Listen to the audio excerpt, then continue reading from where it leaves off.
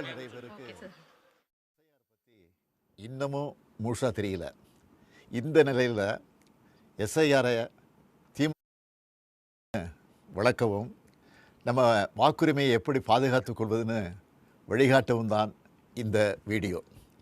சரியான உண்மையான வாக்காளர் பட்டியல் தான் நியாயமான தேர்தலுக்கு அடிப்படை. எனவே வாக்காளர் பட்டியல் திருத்தம் செய்யப்படுறத நாம் எதிர்க்கலை. ஆனால் போதுமான கால அவகாசம் தராமல் எலெக்ஷனுக்கு சில மாதங்களே இருக்கிற நிலையில் இதை அவசரமாக செய்கிறது சரியாக இருக்காது என்பது தான் நம்முடைய நிலைப்பாடு. தேர்தல் ஆணையத்தோட கூட்டு சேர்ந்து வாக்காளர் பட்டியலில் பாஜக எப்படியெல்லாம் மோசடி பண்ணியிருக்குன்னு மக்களவை எதிர்க்கட்சி தலைவர் அருமை சகோதரர் ராகுல் காந்தி அவர்கள் பத்திரிகையாளர் சந்திப்பு நடத்தி ஏற்கனவே விளக்கியிருக்கிறார். மாண்புமிகு கேரள மாநிலத்தினுடைய முதலமைச்சர் பினராயி விஜயன் அவர்களும் மாண்புமிகு மேற்கு வங்கத்தினுடைய முதலமைச்சர் மமதா அவர்களும் கூட இந்த எஸ்ஐஆரை தீவிரமாக எதிர்க்கிறாங்க. நாமளும் எஸ்ஐஆர் அறிவித்தப்பவே இது சதின்னு உணர்ந்து எதிர்த்தோம். கூட்டணி கட்சிகளோட கலந்து பேசணும். அனைத்து கட்சி கூட்டம் கூட்டி தீர்மானம் போட்டோம்.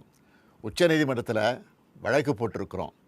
வர்ற 11ஆம் தேதி எல்லா மாவட்ட தலைநகரங்கள்லேயும் மதச்சார்பற்ற முற்போக்கு கூட்டணி சார்பில் ஆர்ப்பாட்டங்களை அறிவிச்சிருக்கிறோம்.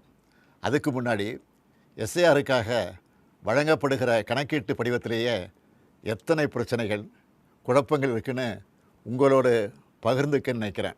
இதோ எனக்கு கூட இந்த எனுமரேஷன் ஃபாரம் கொடுத்துருக்குறாங்க. உங்களில் சில கையிலையும் இந்த ஃபாரம் இந்நேரம் வந்து சேர்ந்துருக்கும். இதில் முதல்ல நம்முடைய விவரங்களை கேட்குறாங்க.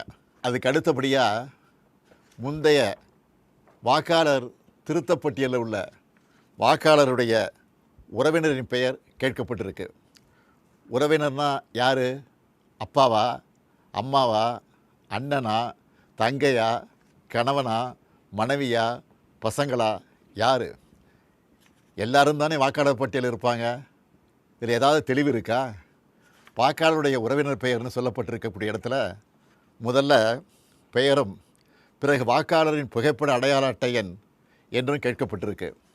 மூன்றாவதாக மீண்டும் உறவினர் பேர்னு கேட்கப்பட்டிருக்கு. முதல்ல யார் பேரை எழுதணும்? எந்த வாக்காளர் விண்ணப்பிக்கிறாரோ அவர் பேரா அல்லது உறவினர் பேரா?